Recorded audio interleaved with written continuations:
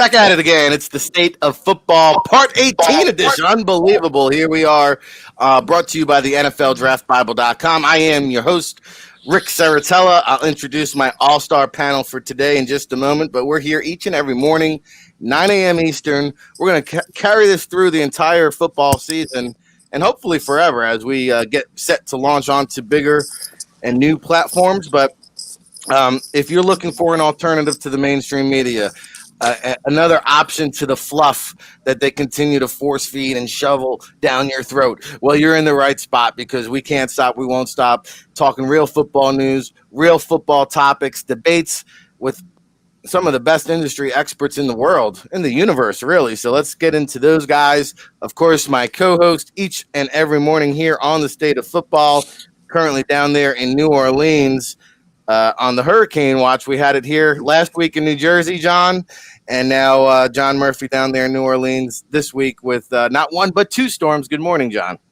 Yeah, so far dodged one bullet. It seems like. Second one is it's going to affect some people. So no matter what you learn down here is you don't ever be thankful for missing it. You're prayerful that it went somewhere else, but you got to understand that by this weekend we're all going to see some people really heavily impacted by that storm.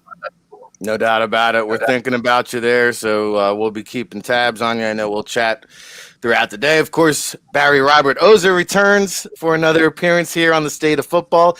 Magnolia Capital Partners, we welcome him into the show. How are you doing down there in Charlotte, Barry? We're doing great, man. It's beautiful here. No, nothing to complain about in Charlotte. All right, we'll take it, right? And making his season debut on the State of Football, we have Rilio Mastrantonio, Capital Sports Advisors, bringing that agent perspective. Rilio, refresh my memory. What part of the country are you in? I'm in the beautiful city of Chicago, and it's a beautiful day. It'll be 97 today, so we're looking forward to that. There you go. Not too many more days like that as we count down the dog days of August, right? And get ready to peel back the September football calendar. In fact, Thursday, Friday, Saturday, we're 3 days away from our kickoff, the FCS Kickoff Classic, 9 p.m. prime time. Are we going to have college game day on location? What's going on? But let's start off with the college football landscape, because, you know, one of the things that we've talked about often, John, is, you know, the conferences that are playing maybe not necessarily having the players' best interests at hand because it's a money thing. Well, now we're seeing that some of the teams that have canceled their season, such as the Big Ten and a lot of the FCS schools, some of these schools are doing something and providing a platform for their players who are moving on to the next level, because a lot of times college football coaches, their job is to win football games. They're not necessarily heavily concerned about life beyond the program. But Jim Harbaugh from Michigan, we've seen him go off the grain, set the new trends, and do things outside the box. I see they're going to do an on-campus combine, I believe in October, for scouts to come in and kind of have a pro day of sorts, you know, early in the process. And North Dakota State, we just learned, John, is going to have a showcase game for their redshirt quarterback Trey Lance, who is all but considered gone. I think at this point he's probably a consensus top 10 pick, I would imagine. Where it's interesting, again, this game will be played in October, so even though his intent is going on to the next level, he cannot, I think, officially sign with an agent until after he plays that game. But two interesting developments that have happened within the past week. We have yet to kind of speak about them on the State of Football. Your take, sir? Well, I think the interesting part is, you know, we know that if you have a number of underclassmen, the NFL advisory board only will really look at 5, you know, and not that most teams have 5. But they will only really advise on 5 guys per team. So it might be a smart move and kind of, you know, like you've said, forward thinking of Michigan to allow this to take place, do it early enough that these guys can perform in front of the scouts and then get the feedback. Because if you're guaranteed the feedback, there's a chance a few guys that may be thinking about going will end up staying because they're actually going to get real feedback. And I think so that probably a smart move, there by Michigan, bring the NFL, involve them, in the process, and then try to get, the young players and their families to have an understanding of what's going on. Scouts can talk to this better than, Jim Harbaugh in terms of the lay of the land and what's going to happen with the draft and rosters and next year's NFL training camp. So I think it's a smart move there, by Michigan, and probably one that will get followed if other teams are going to try to play in the spring or not. There will probably be a lot of follow-up to the same. The Trey Lance one is kind of interesting because, no matter who your opponent is, there was always a chance that one of the Globetrotters could step on the ankle of the Washington General player, So if you're playing a game, this isn't a scrimmage, this isn't Allen Iverson at practice, you're playing a game here, no matter who you're playing and how you set it up, it's not just going to be a setup to go 30 for 50 for 500 yards and 5 touchdowns. You're still going to have to play. Everyone has to practice.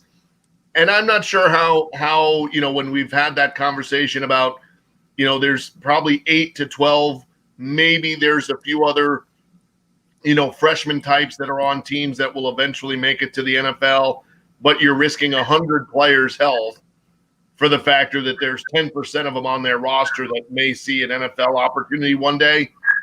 So North Dakota State, you're having everybody practice and quarantine and do everything they have to do to be eligible to play in October for one guy. All right. I'm not sure, how all that is really, going to play out. I know that might mean a few other kids, on North Dakota State, maybe get an opportunity they wouldn't have gotten. It's great for the university for sure. But again, it goes back to the thing of, you're very hard now for you, North Dakota State, to not fall into that same category of saying, well, we're not holding a chemistry, we're not holding chemistry class at the 50-yard line for one student, to do his project that he's been waiting his whole life to do. But we are playing a football game to give Trey Lance, the right to showcase his talent that he's been waiting for. Like I said, there's a lot of students on campus, and there's a lot of people whose lives have been stopped and halted and altered. But, when it comes to our starting quarterback, we're giving him every opportunity, which will either make Trey Lance go. The other side of me wonders, is this whole thing to try to capture his attention, show him how grateful they are as a university? Is it to try to keep Trey Lance for one more season because of how much effort they put into him?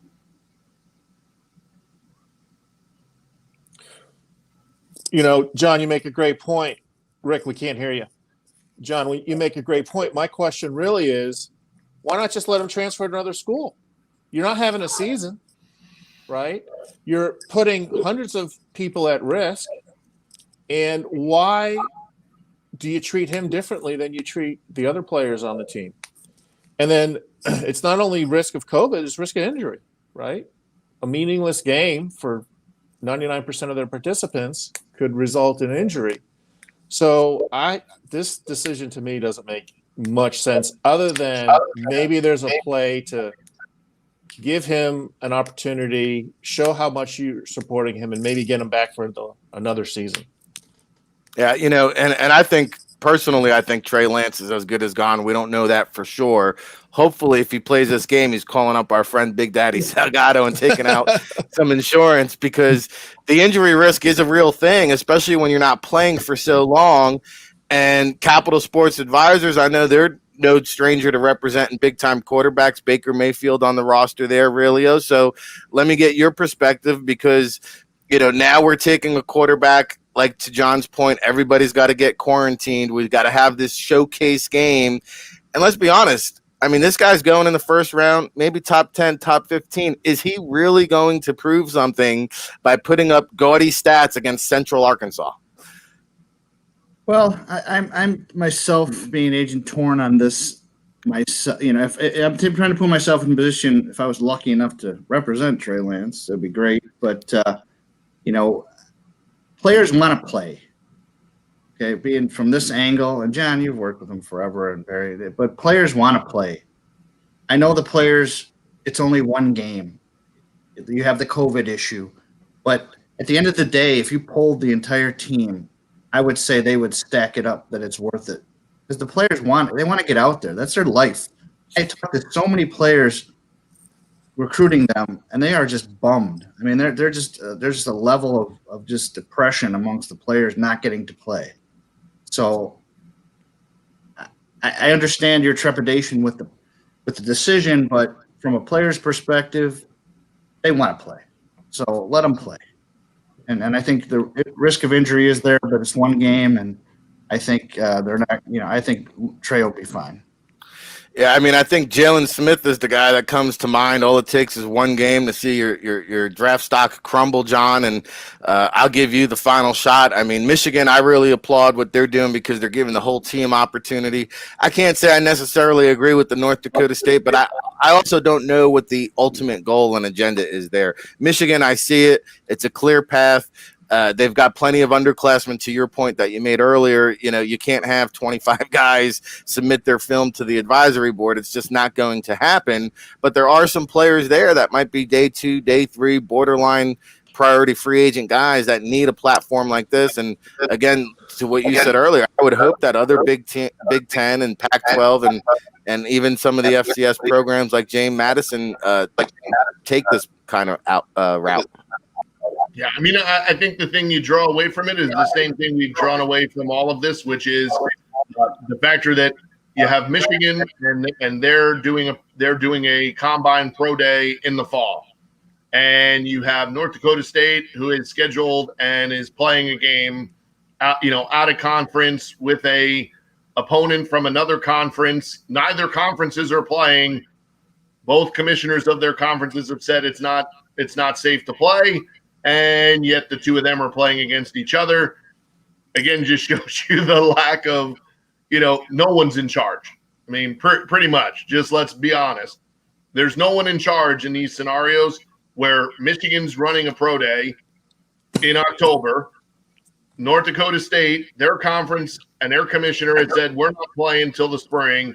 Same with Central Arkansas, but yet them two were able to just schedule a game on their own and play against each other. And the factor that, once again, and I'm sorry for the Austin Peay and Central Arkansas fans out there, and it's not to make fun of you all the time, although it comes across that way. We are literally playing a prime time kickoff game between Austin Peay and Central Arkansas is all about the same thing of why no one's in charge, because no one wants to be in charge of other people's money. So they're just allowing all these different rules to go on to say, hey, you have some schools are going to practice but not play. You have others who are going to push everything off until the spring, which could potentially be then pushed off to the following fall. You have some schools that are going to now do these pro days intermittently, when they are okay to feel like they should do them or want to do them, or how the first one goes, everyone will follow. And then you have other teams doing showcase games. All of them fall under the NCAA, yet we see every which way being done. There's conference play, there's non-conference play, there's combines, there's showcases. Clarity. Basically, yeah. Well, thanks for coming. The only thing that's being quarantined is any kind of decision-making by the NCAA. This goes to a conversation we had a few weeks back, and it'd be interesting to get Rilio's take on it. There's no third-party advocate for these players, right? Everybody who's determining or influencing what goes on with these players is either a business person or an emotional relative or themselves, right? So there's emotion on one side, there's business on the other side, and there's no agency, right? There's no agency. And you can't even really advise a kid without violating some rule, I'm sure. So this is kind of now all coming to a head. It's a great point, Barry. There is no the organization needed to step up on this, and I agree with John on that, is the NCAA. that should be your third party situation, and they should look out and have it all figured out on every level. They kind of just let the Wild West happen, and that's never a good thing. We need to give these players some guidance. They're wrapped up in their world. They're in school. They're trying to graduate. They have their families are involved, as you said, Barry. They don't have that unification like the NFL has the NFLPA, and they fight for them. The college athletes really don't have that situation, and they need. And in this case, it's showing up big time. They've gotten away with it for 100 years or whatever until the pandemic, but now it's kind of exposing that. And I just hope that, and as far as the pro days go, I have to comment on this. Once again, from the agent perspective, the pro days are great. If you're a player and the NFL scouts can come in and see you, it's wonderful. It gives them a chance. Now, my only question on that is, how are they going to view the stats because they're not training for the pro day? So I hope they don't compare the fall pro day numbers to the combine numbers, because players, unless they are putting them through combine training for the next 6 weeks, they may be doing that. I don't know each school individually. I can't comment on that. But let's see how they use those numbers, because obviously the players that train for the combine are going to have better numbers than the players that they do in the fall. But I think overall it's a great concept because it gets the schools a chance to get the pro scouts in there, get some film on these guys, get some opinion, work them out. Because I know a lot of players I talk to are just longing for information. They don't know what's going to happen with spring ball. They don't know what's going to happen with anything. So at least this is a little beacon of hope and a little focus that they could focus on until October and then see where it goes from there. Well, you make a good point, really. I want to stick with you there because that's interesting. By the time this combine or pro day rolls around, these guys might be signed with agents. And to your point, they're not training for 2 weeks to prepare for this. So a wide receiver or a cornerback could theoretically go out there and ruin his draft stock if he has a poor 40 time. And should a pro day get canceled again come March, like we saw this past year, COVID ramps back up, we get a second or third wave, he might not have that second opportunity. So, I mean, what's your take as an agent? If you play a skill position, do you really necessarily want him going out there running a 40 without the proper kind of training? Well, scouts overall kind of get a bum rap, but they're pretty smart people. I deal with them all the time. I know many of them very well and for years and years. And hopefully they will take that into account with the numbers. I don't think anyone's going to ruin their draft stock over it. I think they're smart enough to understand that a person that's been training for 8 weeks for every day is not going to do as well as a player that's taking classes in a mid school. So I'm going to rely on the smarts of the scouts to understand that. So I don't see that being too big of an issue. I just threw it out there as a question because I know that people will be thinking that, but I think they're smart enough to figure it out. No, it's interesting. And, to John's point, it is the wild, wild west. You got Coach Shiano, I know here in Jersey, where we've had a lot of issues with the COVID on the Rutgers campus, they had to shut it down. But, oh, by the way, we talked about this in previous shows. You can practice up to 12 hours a week. So, and you hear Coach Shiano say, hey, well, we're going to take advantage of that rule. We're going to practice. We're going to get better. We're going to get ready for next season. It's like, well, technically you can practice 6 days a week for 2 hours a day. Well, why not just play games at that point? So it's a little like confusing message that we're sending these players. Hey, you can go smash helmets 6 days a week all day long against yourself, but we're not going to let you go out there on Saturdays and actually play a game, right? And again, it goes back to there's no leadership from the NCAA level. Mark Emmert, we're talking to you, but there really needs to be just a commissioner across all levels of college football that provides a vision, that provides protocol, and gets everybody on the same page, because everybody's just doing their own dang thing now. Well, here's an idea, right? You got a bubble of 50, 60, 100 players on a campus, not 100 players, but you have staff and everything. You got a bubble of, let's say, you got the players, right? Just have 3 or 4 scrimmages within the same team. If you're trying to showcase some talent, keep the kids in shape, keep them engaged, you could put on a, orange and blue game every couple of weeks.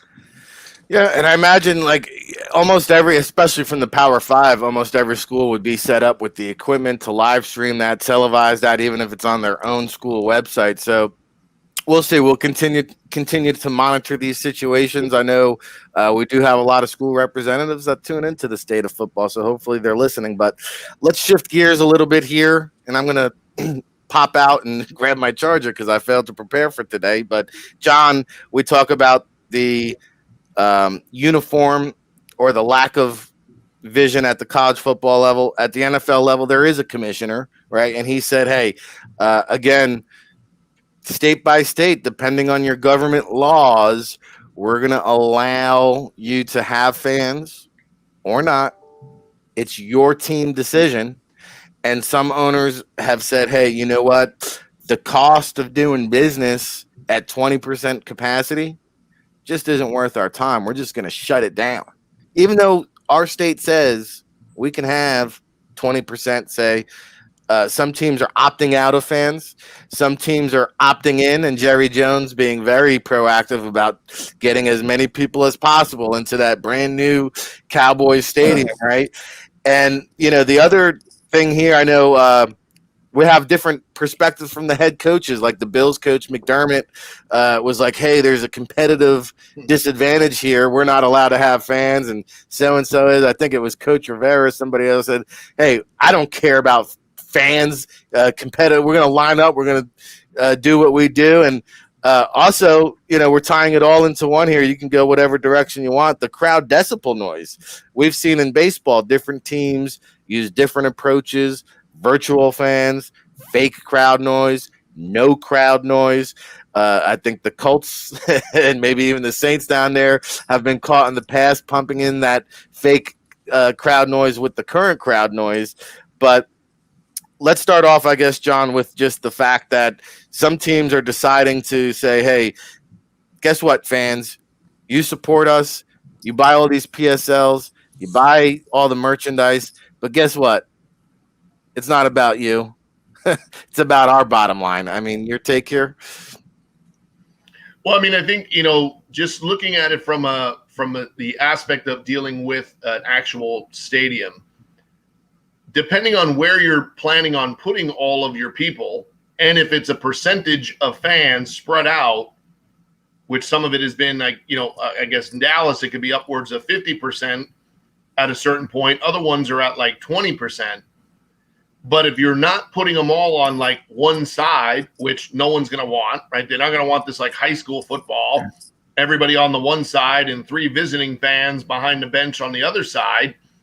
Well, then you are having to say it might be 20 or 50% capacity in terms of where the fans, how many fans are allowed in. The problem is that you're not going to be able to only have 20 or 50% capacity in each of the areas that is required, which means you're going to have gates open all over.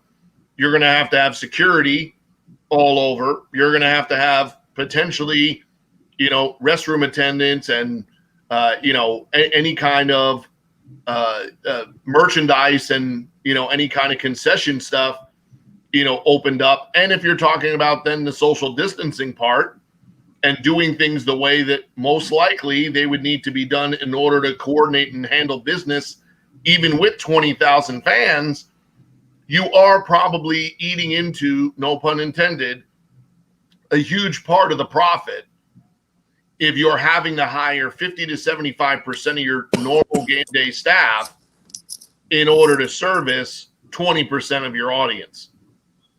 Because like I said, the NFL is not going to want them to put 20 or 50,000 people into a building at 20 or 50% capacity and have 18,000 Chiefs fans behind the Chiefs bench and 1,000 walk-up fans on the visitors side and have it look amateur. They're going to want to have it kind of spatially, some spatial awareness to how this is going to look on TV, with things. So I think therein lies some of your problem is You can't open an entire football stadium and only have security on one side. You can't have ticket takers only on one side if fans are going to be sitting on the other side. I think that's where you're probably, seeing a large array of issues. And I mean, I can only speak to, that was part of the problem when Tulane football was playing in the Superdome. There was a bad deal for both sides because of the factor that you can't open the Superdome and only have, 10% of your staff in there because you're only expecting, 12 or 13,000 fans, not 80. So it was a lose-lose scenario because the university was overpaying for what they were getting. And then the factor that you had a bunch of people for 5 hours just kind of standing around because the majority of fans were behind the Tulane bench and 800 people were behind the Louisville bench. And it doesn't look good, from a product standpoint, and it doesn't look good for anybody's bottom line, and we've mentioned it, like it or not, even multi-millionaire, billionaire types, they have a bottom line, they have a business they're running, and they're not going to run one that just doesn't make common sense. You've seen the Patriots have waived parking. Part of it is, good faith gesture to when their fans are coming. The other part of it is now I need less security. I need less people, taking that. I need less guys in the parking lot, dealing with things. And I'm kind of offsetting, the cost of doing business versus getting the limited parking that I'm going to, get this year. So, I think they're just looking at it from that perspective. I expect coaches to have a yin and yang theory about it. I think you will not hear that too much more from McDermott because he's not going to want to play into that. And if anything, if you're coming to play the Jets and the Jet fans are allowed at the game, it's still a benefit for the Bills because the Jet fans will be going nuts on their own team. So if anything, you don't mind the Jet fans being there, in that scenario. If you are the Buffalo Bills, though, you would explain why you're upset there because much like, the Saints playing Tom Brady in front of 80,000, Saints fans on Monday night is a huge advantage. Playing them in a quiet or dull arena plays into Tom Brady having a much greater benefit as a visiting team, in that environment. So no Buffalo Bill fans, when you finally have a really good team, and a really good defense, it certainly would play into the Bills' favor to have fans. Again, we know people are going to take advantage of, state by state or opportunity by opportunity. And again, the reason Roger Goodell and no one else will say anything about it is no one's going to want to impact other people's money because they wouldn't want it done to them. So they're going to allow the teams to handle that business the way they want to. And you've seen some teams say we're hopeful by the second game. No one is saying that this is just a full season. Some of them have said September. Some of them have said game one. I think everyone's going to leave it open-ended to see where can they get to in terms of over the course of the season. Where can they get to in order to give their fans and the fan base an opportunity to be involved in the actual football games? So I think, you're seeing it across the board that it's business as usual for certain people. And for others, I think we're up to now, 10 or 12 teams that have said, for at least September, you're not going to see fans. And a lot of them are some really good teams, because at least that Tampa Saints game has got no fans, and you saw the 49ers come out and do it. And I think the two LA teams, are doing it, that way. So, it'll be very interesting to watch a 1:00 game with no fans and a 4:00 game with fans and see how the NFL tries to, manipulate those things. And can they use the crowd noise as well as the NHL has used the crowd noise where they are using the technology, but they're also using somebody who knows the sport well enough to know when to actually use the crowd noise. And that's a really interesting thing that at times when you're watching the hockey, you know what part of the game or the circumstance of the game because they're actually giving you the same feedback that you would get. So you're not getting it at abnormal times, right? It's not just a track, playing behind it. So I think they'll have to do something like that. And Minnesota, for sure, has pumped in some crowd noise in the past. Yeah, and you know, as you're talking, it's funny because I was listening to the Yankee game the other night on the radio, and John Sterling and Susan Waldman, Ma and Pa. But it's funny, they actually made reference to the fact, they're like, well, you know, the fake crowd noise was louder there for that double than it was on the home run last inning. And so to that point, like, you do have to have somebody, and I think different teams will manipulate this, because I'll go over to you, Barry. We have seen the home field competitive advantage, the Seahawks 12th man, the rabid Bills fans. But I'm interested to know, like, okay, so we can definitely gauge the decibel level for the empty stadiums, but what about these teams that do have 20% capacity? Are they now also allowed to pump in 75 to 80% decibel in addition to their current fans? And who the heck is keeping track of that? Well, and also indoors 70 to 85 decibels is different than outdoors 70 to 85 decibels. So it'll be very interesting to see. And certainly indoor teams who pump in crowd noise are going to have an advantage, because the person manipulating the crowd noise is going to do it like the fans would, right? So, you know, there's going to have to be some ruling around that. But, you know, I've been to stadiums, football games with smaller schools who pump in crowd noise, and you notice it at the beginning as a fan, right? And that's my perspective. And then all of a sudden, you know, you're halfway through the first quarter and you're like, you forget all about it. So, but to John's point, the optics are going to be an issue. But I think the fans, you know, this year, you know, I'm not too worried about the optics. You know, I want to see good football, so I watch it on TV. If I can't go to the stadium, I can't go to the stadium. I'm understanding, right, that this is an artificially. This is not a self-inflicted issue, right? This is an artificial third issue that we can't control, and let's be safe, right? I want to be safe. I want my family safe. I want the players safe. I want the coaches safe. I want the staff safe. And, you know, so let's be safe. The money thing, listen, my opinion is, look, NFL owners have a right to make money. Okay? You might not, you know, you might not be able to do it.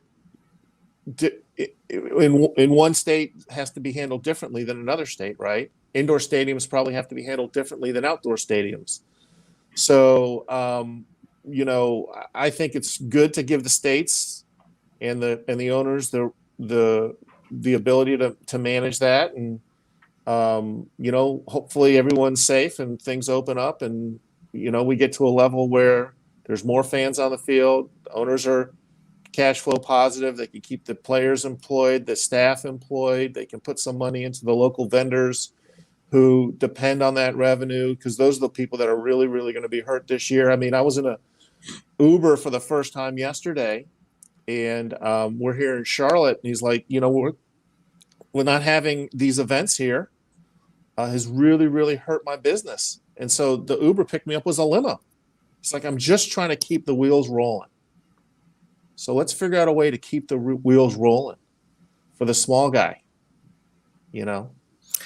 Well, a lot of interesting points of view here. We'll go over to Rilio, because, you know, at what point are they turning their backs on the fans, though, right? Because you heard Barry say they have a chance to make money. I'm kind of chuckling because, hey, there's $9 billion coming in from the TV side. So, like, hey, can the teams afford to maybe take a hit, a couple $100,000 here and there for the benefit of the fans? Because what about the fans that are saying, well, hey, the governor is saying we can have 20%. You're not allowing me in. Well, guess what? I'm not renewing my season tickets next year. Well, you know, I chuckled when I heard you say that about the $9 billion. And let's face it, the NFL is a very TV-driven league. So I don't think you're going to get a lot of sympathy on that end. But, you know, I'm going to go back to Barry's point and just say that the owners are going to, you know, you can't blame them for making a buck. That's the idea here. The fans, we're resilient. The fans are resilient people. I think everyone understands the circumstances. You may bend, you may get a couple of noses out of joint by some team not letting 20% in.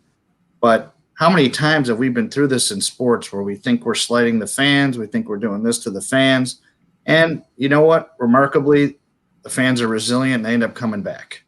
So I think there's smart people in the NFL. They weighed their options and said, you know what, we may piss off some fans, but at the end of the day, the net is going to, we're still going to be rolling, and we're still going to make our 15 billion and keep it growing. So I'm not so in the camp of we're going to make everybody mad type of thing. I mean, yes, would the fans like to go? I'd love to see them go. And to more importantly, to Barry's point, he made a great point about the concessions, and that the true losers in all of this are really the surrounding communities. That to me is where the most damage is done. I mean, the owners are going to be fine. I mean, Jerry Jones is a wonderful man, but he's okay. Be okay. All right. But, you know, the poor person that relied on that extra income to come in and work the concession stand, Sure. not have that income. And, you know, and now all the aid ran out, all the federal subsidies are running out, and hopefully they'll renew them. But the point is, you know, that's where the true pain in all of this comes. I think we all get wrapped up, and being from the agent side, you know, the players are going to be fine as well, as long as they play and get paid, which I get paid, which is great. Let me tell you that. As long as they get paid, they're okay. But, you know, those parties are going to be fine. It's the external community that really needs the help. And that's why I hope that as the season goes on, a vaccine comes out maybe, and, you know, we get lucky in October, and then they open the floodgates. And at least we get 6-7 games of, you know, half capacity or 3/4, and starts to rejuvenate the economy. Not just football; it's every sport. Sure. I mean, baseball in the spring, they better have this figured out, because we don't want to repeat what's going on. So that's kind of my take. Yeah, I think it would be instrumental. I mean, it would be magnificent if we get to 50% capacity. One thing I could say pretty much for sure is I don't think we'll see 100% capacity at any point this year. You're tuned into The State of Football. It's brought to you by the NFL DraftBible.com. Make sure you go there, check out the virtual draft guide available now. We've got over almost 300 scouting reports now available. What a great time to dive through some of these players who their seasons have been canceled. And we also have some great online scouting seminars tonight. As a matter of fact, Brian Baldinger will have a tight end and fullback seminar. He'll break down Tony Gonzalez, Rob Gronkowski, Travis Kelce, George Kittle, and Lorenzo Neal. So if you're a football junkie, man, this is for you. Of course, we got the Friday Night Scout School, and we've got an all-star panel right now, because each and every weekday, this is your new home for the football chop shop. Rick Saratella here, joined by John Murphy, Barry Robert Ozer, and Rilio Master Antonio. Okay, guys, we've got some breaking news. This is what we do here on The State of Football. We talk about the hot topics and debate what's really going on now. Mackenzie Alexander, you know, we heard yesterday that he left the Bengals training camp. His father had gone missing on a berry picking trip. I mean, you can't make this stuff up. So we are just now getting the news that Mackenzie Alexander arrested last night for battery on the person who last saw his father.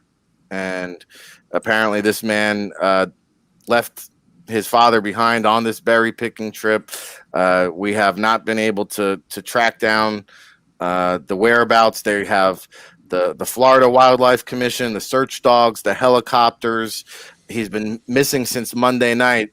I guess, John, I'll go over to you as an executive, you know, vice president of player personnel for the Toronto Argonauts, 15-year decision maker in the CFL. When you send a guy home from training camp, I mean, these are professionals, right? They're grown adults. But some of these guys, Mackenzie Alexander, I'm not sure his age group, but how important is it to make sure that we talked about mental health yesterday, they have the support they need, the resource, and they're surrounded by the right people, instead of saying, hey, man, just go home. We'll be here when you get back. I mean, this is the makings of a very tragic story here. Yeah, and this is a very, very different situation, right? Not 9 times out of 10, you know, it's family related, but not in a factor of a disappearance or a missing, you know, parent. Normally, it's the birth of a child or a family event or a wedding, or unfortunately, a death in the family, but a death in a family that has occurred. something that you kind of know what the player is walking into. In this scenario, you already knew that it was kind of a very different scenario to hear that, a guy is leaving camp because a parent is missing. You can't explain or sign off on, the physical confrontation that took place, but, you'd be hard pressed, that if you're standing in front of somebody and asking them questions about the whereabouts of your parent, that emotions can get the better of somebody regardless, of their age group. Now what we're hoping for is, a better result, right? In the sense of, finding that he was just missing, or that he's, maybe just already, in a hospital or found somewhere, and people just haven't connected the dots to know who he is. Something that Mackenzie can apologize for and kind of get back to everyday life. But it does seem like we're going to, unfortunately, hear a few more layers of tragedy in this scenario. I think the only one closest to something like this, ever was 2009, when they had the massive hurricane that went through Haiti, and Evanson Bernard, who's Gio Bernard's older brother, was playing for me in Winnipeg, and they found out that their youngest brother, along with the rest of his, family on his father's side, were down in Haiti when all of that took place. And Evanson was thinking of leaving to go down there and to try to go look for his brother. And our conversation, was, the safety. Who are you going with? Is there somebody down there that you'll connect with once you would get to Haiti? How can you find him and find him on an island that currently doesn't even look like an island, anymore at the moment? But I think, all you can do in the situation of the Bengals is be supportive when the guy leaves. I don't think you could have known that things would get to that kind of desperate, standpoint. But I think when the information comes out, more of it comes out, like, hey, it's a wrong place at the wrong time to say that the player could get home and then find on his own and encounter the person that's last with his, like that's unfortunately, like the perfect storm, for emotion and other to get out of control.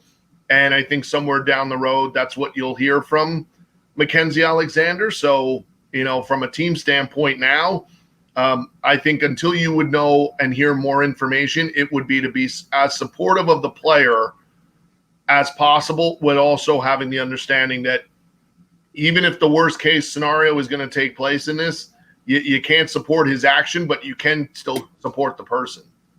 Yeah, I mean, listen, nobody expects for this kind of situation to unfold when a player leaves the team facility. Really, as an agent, I mean, most of the time you're dealing with a client that's long distance, out of state, so you can only provide so much support, check in, make sure he's surrounded by the good people. I mean, what do you do? How do you prepare for something like this? How do you offer support? Obviously our hope and prayers and that go out to Mackenzie and his family. Hopefully everything turns out well for his dad and all that, first of all, I'd like to say. But beyond that, it's tough as an agent because you want, in this case, you want to be as supportive as possible. You can't be there all the time with, it's kind of, having a child, you can't be there with them all the time. And hopefully, his agent is working with him and talked to him before he went. But at the end of the day, it's really on the player responsibility to execute and understand that he's an NFL player and there's ramifications for your actions. And unfortunately, this is a horrible situation, and I could see how this could occur. And Mackenzie's very emotional, and his dad is missing, and he goes home and all that just whipped up, as John said. But at the end of the day, as an agent, your best bet is to just try to prevent this from happening by talking to them. And if it does happen, then your object is to mitigate the damages, see what you can do to help the post aftermath of what's going to come either way. That's really all you can do at that point, and just be there for the player, be supportive, and help as much as you can. Yeah, I mean, and more is to come. And again, I hope they find Mackenzie Alexander's father. But Barry, now there's going to be league discipline, I would imagine. His career now, he might get suspended. He's going to lose paychecks. And we don't know the full story yet. But, regardless, anytime you get arrested for assault and battery and whether he's charged or not, I mean, there's going to be NFL discipline. And now, not only do the players suffer, but the team suffers. And, it seems like this thing is just going to continue to snowball.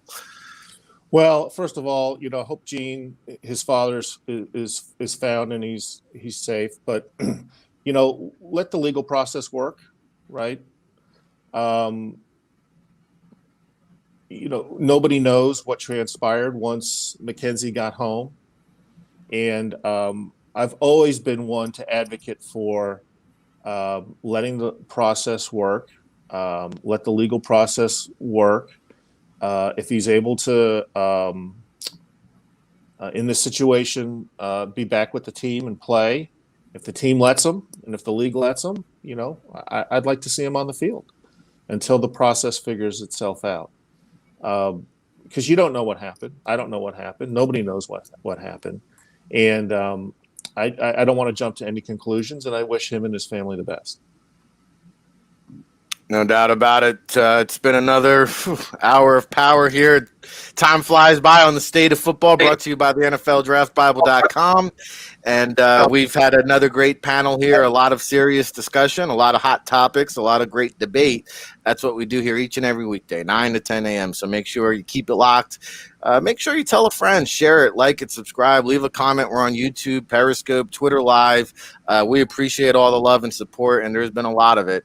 So we thank you for that.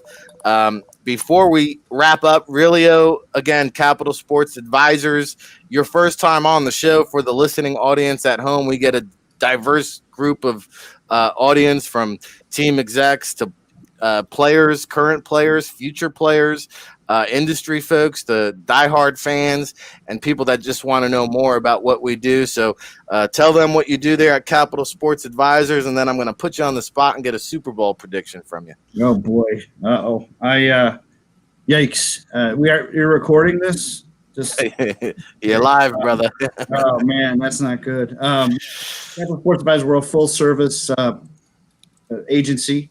We have an NFL practice right now and expanding, and we have a good amount of players in the league, and we like what we do, and we try to give that personal service touch to our game. And now as the Super Bowl, I was thinking about this. I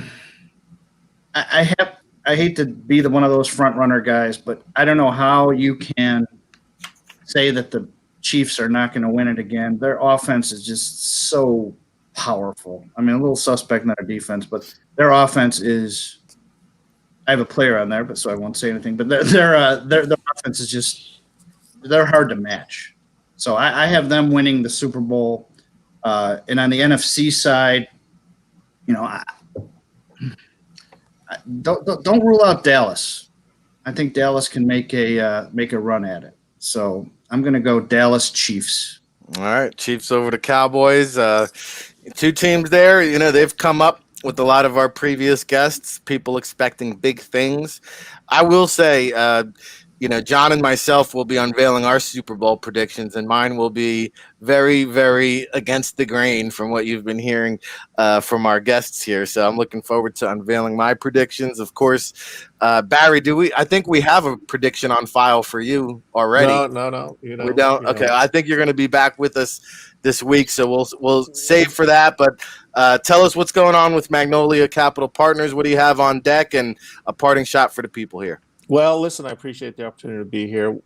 We do financial planning for NFL players, NFL executives, and people in the sports business. It's been a great run for us the last 12 seasons, and we appreciate the opportunity to be here. Absolutely. We love having you.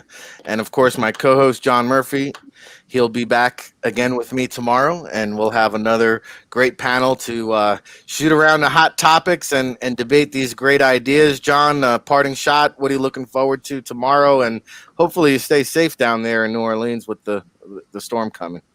Yeah, so first we're praying to have power in the morning to get through this, but yeah, as you mentioned, it's going to go somewhere. That's the unfortunate thing. If you live down here, I was telling my daughter that yesterday. You always have to prepare. That's one of the things. Even if the first one doesn't come past, the second one could, and if both of them avoid you one time, it doesn't mean it doesn't come another time. And we've seen whether it's the Jersey Shore, whether it's Florida, anywhere in the Gulf, and anywhere up and along the Mid-Atlantic. Anywhere you've lived, in the past 20 years, you've been affected by something like this, because you can even see a different path would take it through Texas and then up through Arkansas, Memphis, and end in Philadelphia. So the storm has no, there's no friends, no enemies when it comes to that. It's going to go the path that it goes, but we're hopeful that somehow it does not impact us or others in a massive way. And the other thing, we continue to just. You got to think about a kid like that, right? And it's a somber topic, to hear. But I would say that whether you're in the media or a football fan or a Bengals fan, and you hear the situation, can you just imagine being at training camp in an odd year with everything going on, and be a mid-20, I'm pretty sure mid-20-year-old kid, and what kind of relationship or how close that father-son relationship must be. When you're an NFL player, probably somebody you talk to every day, and hear that, and to be on a flight, pretty somber flight, limited access to information until you get there. For a minute, put yourself in that kid's shoes before you worry about, tweeting it out or commenting in a negative way of what he did, when you can just imagine for a minute what he was going through on that. From the minute somebody in the Bengals organization told him, to the minute arriving back there and then finding somebody that you think may or may not have information. Like I said, there'll be a time for him to have to, face the consequences of these actions. But, let's kind of, until we know the final result, of what really has gone on with the lives of all those people, let's kind of pause, take a pause for a minute and think about everybody involved in that situation, before just running off with the scenario of this is another guy, loose cannon, or, pro athlete, with a charge or with a whatever, because we've seen, and again, the last couple of days, everything on video or everything that's accounted for doesn't always explain the circumstances of what you're seeing. So, I think we would be wise to kind of just pause for a minute, think about all the people involved, and then hope for better results in all aspects of those type situations. No doubt about it. It's a tough situation, and that's what we do here on the State of Football, is discuss the hard topics, the information that you want to hear about, the storylines that the mainstream media is not talking about. So please, join us each and every weekday, 9 to 10 a.m. Eastern. Again, NFLDraftBible.com, your home for the most reliable NFL draft information. And we also have a lot of educational seminars. Again, Brian Baldinger with the Baldy Breakdown tight end and fullback seminar tonight. David Turner, who will join us, by the way, tomorrow with the Friday Night Scout School, along with Ryan Roberts. We'll also have Barry Robert Ozer returning tomorrow as well, along with Eric Edholm from Yahoo Sports. So hopefully, John, you get through that storm down there okay. Again, we'll be thinking about you, and hopefully we have you back here tomorrow. And we hope that you out there listening will join us back here tomorrow for another jam-packed edition. Till the next time, everybody.